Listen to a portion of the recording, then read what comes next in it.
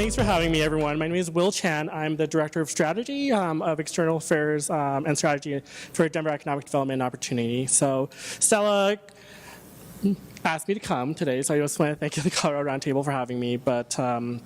So I'm in charge of a lot of the American Rescue Funds, the COVID relief funds for the city.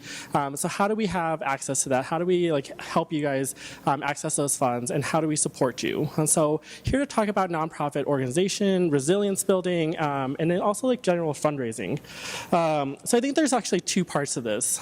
So excuse my rambling. I think I speak very fast, so I'll probably get you guys caught up on time. But I think I'm going to talk about two things today. So the nonprofit fundraising piece is one half, but then the organizational resilience. And I think one piece from the past year, working with so many nonprofits across the city that are working on so many different issues, I think just trying to help you guys kind of come together and really drive down what the mission is and what you guys are trying to do to create that messaging, create that story for you to access and be really competitive in those funds. And then the second half, I'll give some access to different resources that you guys can apply for. Thanks, Peter. Of course. Is this better? Oh, Lord. So the nonprofit model, just I know a lot of you guys are here already know this, but it's a third for earned revenue. It's a third for grants. It's a third for donors. That whole model has changed, obviously, in the past year. Grants are more abundant if you look at donor-advised funds. Donors, in every recession, every crisis, you'll see a decrease. And earned revenue, all of you guys have probably shuttered shops, and so you guys aren't going to have as much of the programming to get some of those streams of revenue. So how do we help you diversify that? How do you think creatively in how you fundraise and get money in different ways for your organizations? But thinking about it too, and I think one woman over there was talking about data earlier. Data is really important. I think a lot of nonprofits don't have the data and the resources available to know their audience, to apply for those funds, and to know and understand your audience so deeply that you can create a compelling narrative and compelling story for your grant applications. Thinking about administration in your planning, I think rethinking about that as well as you are moving forward. There's a crap ton of nonprofits in Colorado. I think in terms of our per capita, we are second to DC. And so I think we really need to think about how your role in this community, yes, we're all serving APIs in here, this room, but what are the other intersections in your nonprofit? Are you duplicating roles? Can you collaborate with someone else? What are some of the other options that you can think about in terms of gaining access and diversifying your streams of revenue? So the administration and planning piece, as Peter's moved through the slides for me, I think there's four pieces I'll talk about. The intersectional programming. I think a lot of the social justice needs that have come out have really been prioritized in the past year. A lot of people are working in the food access space. A lot of people are working in the racial equity space. But instead of cannibalizing each other, how can you reach across other ethnic groups? How do you reach across other thematic organizations, the art groups, the food justice groups, whatever those pieces are, to work together to leverage those funds and create a more stronger application if you guys are collaborating. So think about that intersectional programming. If you are working on API hate, how can you work with the Asian Bar Association? How can you work if you're working with immigrants and kind of the invisibility of that community? How can you work with the Office of Immigrant and Refugee Affairs? And so think creatively about your programming and leveraging those funds. I think it's always stronger if you're a collective together instead of alone. So when you're thinking about your programming, there's other options, and people have a lot of money and have a lot of funds, but people are still in those silos, and so how can you work better together? Go back, Peter. Sorry. So that was the collaborating and sharing resources. And again, we have a lot of nonprofits per capita in Denver. And I think there's a lot of ego involved. And so I think thinking about the greater good right now too, and what you're doing for that public service, how are you helping the community? And if you are able to remove yourself and think about your mission as nonprofits, you're mission driven, who as that audience, who is that population? And I think what I see is kind of a failing for a lot of nonprofits is the ego of the staff and the leadership. And so I think that's a piece that's like hard. I think a lot of people are burnt out right now as you're in this space too, but how can you really think back to the mission? And I think that's what like motivates you and makes you keep going in this space. But really think about, okay, I need to, whatever the personal relationships you may have with another organization that might be competing for the same funds, how can you reach and work with them a little bit better? Thinking about short-term and long-term planning, again, the past 18 months has been very short-term. We're very reactive, and I think everyone's chasing after like these short-term funds. But I think in terms of Colorado, like we are at a tipping point, and especially for Asians. Peter shared some census data as well. Like Asians were the fastest-growing group. I think increasing by 37% compared to I think every other minority group in the Denver metro area. It's like 2%, like if anything, it would remain status quo. So I think we're getting to grow in terms of a like power pack in a group. And so leveraging that like data and knowing that that's the community that we have right now, how can we show up in long term, like knowing that our communities are going to keep growing over the next like decades and decades, thinking about that long-term piece. Instead of chasing after funds right now, thinking about that long-term planning, apply for those strategic planning grants, work with groups that might be complementary in your services, thinking about that long-term planning if you can afford that time in your strategic goals. Tailoring your communication. Again, we had some resources earlier talking about media pieces for API populations, but you have very niche communities that you're working with. There's 35 API groups in the diaspora.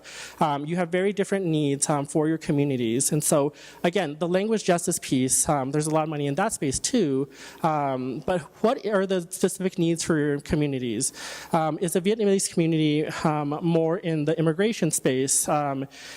Is the Hmong population more in the homelessness space? Like, so what is the like specific needs that you can really tailor that communication, tailor that outreach, and really focus your goals? I think there's so many things that we, I think, as API leaders in the space, want to do everything for everyone. And it's like, okay, like we need food, we need housing, we need like representation, and I think that's just a disservice. So you're going to burn out, and that's too much for one person and one group to handle. And so thinking about like, I just want to focus on one very specific goal, and I want to do it really well. And so thinking about quality over quantity. Next slide.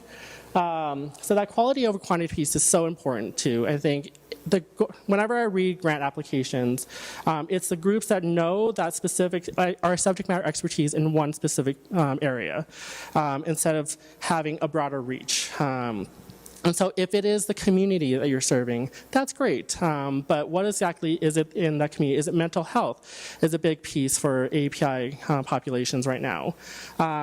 Thinking about what that thematic piece is and how can you really like drive at that data. Thinking more about outcomes in terms of outputs. And so I think in terms of the short term, a lot of people think about how many people are coming to my program, how many people are signing up for a training, but for what end? Like thinking about that goal is like, okay, I want people to show up for this training because I want them to feel empowered. I want to increase the civic engagement of APIs in this space. Like thinking about that, like why again, so that you have a stronger kind of reason for chasing after money and chasing after kind of collaborations. Thinking about the audience, I've talked about the diaspora, but who, knowing well, like the age of the demographics, I think those are really strong pieces as well. Like we are a very young city, but we have a silver tsunami, especially with the Asian communities. So how are you working with this community, knowing that we're older and very young as well? And so really focusing your needs on those communities and knowing that community very well too.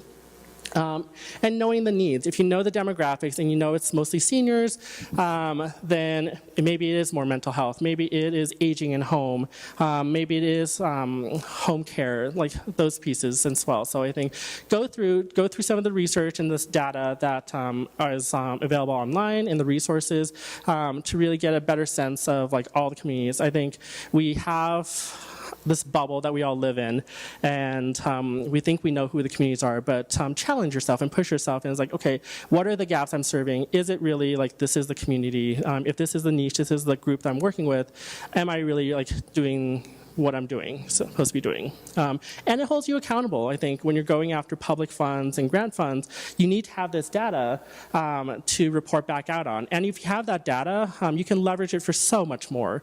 And I think that's what is the strong piece for us is if we have that data, we can get more money. If we have that data, that disaggregated data, especially for Asian communities too, we can actually bring more legislators to focus on the policy issues for our community. We are not as large right now. I think even though we grew by 37%, we're still at 4% as APIs in the state. But again, if we have that data to kind of push policymakers, to push grant makers to say, we are here, we need to be heard, and these are the needs, and I have the data to back it up, they can't ignore that. And then the final slide is diversification. I think I talked about donor decline right now, and so it's very hard to get donors to fundraise in that space. And so usually it takes about 2 years for donors to come back and donate money after a recession, after a crisis. But in nonprofit space, to be resilient, you have that crisis management. And so I think now is a time when we have so much in terms of the public funding to really think about the grant funding from federal, so the Department of Justice, the Department of Human Service. So I think there's community service as well. There's federal grants that will be coming down. From the city and the state level, our recovery dollars and our stimulus funds will probably come out first quarter of next year. And so keep a lookout for those. Sign up for RSS feeds. And if you need, I'll give you my email and I'll send those out when we have them. But there's a lot of funding that is coming out for nonprofits specifically to build up your capacity and build up your services to direct service to community. In terms of corporate giving, I don't think a lot of nonprofits you can leverage, especially when something happens to our community and that flashpoint happens, go out and reach the corporate sponsors. Go to Wells Fargo, go to the banks, go to Delta Dental, groups that have corporate social responsibility, they always have a chunk of money that's always allocated to serve community, especially in this past year, it's just giving that community money out. I saw a lot in the Black Lives Matter space, but not a lot in the Asian space for getting access to those funds. And so I would really push you guys to reach the corporate sponsors that do have that money, that are trying to check off a box for community, for better or worse. But again, it's another way to show up and advocate for the community. Grants, again, we've talked a little bit about. There's going to be a lot of grants, but philanthropy right now is really thinking about ethnicities and racial groups very specifically.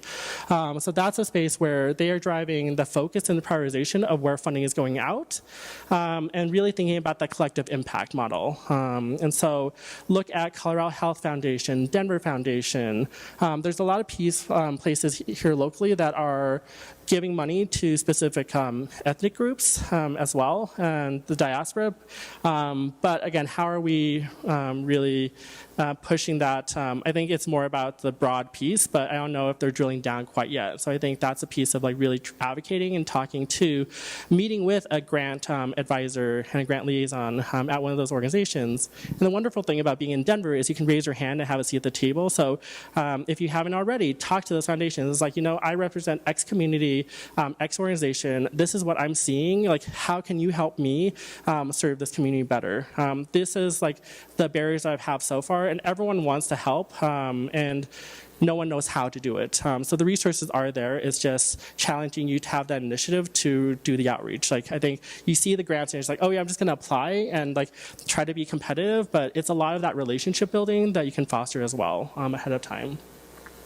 And so thinking about that transformational piece, philanthropy really wants to make a grand impact. It's not just about giving money for this, well, sometimes it is. But giving money is say, I gave X amount of dollars to help Asians, yay me. But it's really to say, we're helping this community so that we can be more equitable, we can be more inclusive, we can be better and make our community a better space to live in. And so I think foster those relationships with other leaders in the space, get to know each other today, get to know your legislators, your policymakers, get to know the foundations. I think one thing that we are coming out of this pandemic pandemic is that we need to work together, that we can't get out of this alone. And so thinking about the connections that you have and that network and how can you expand that out.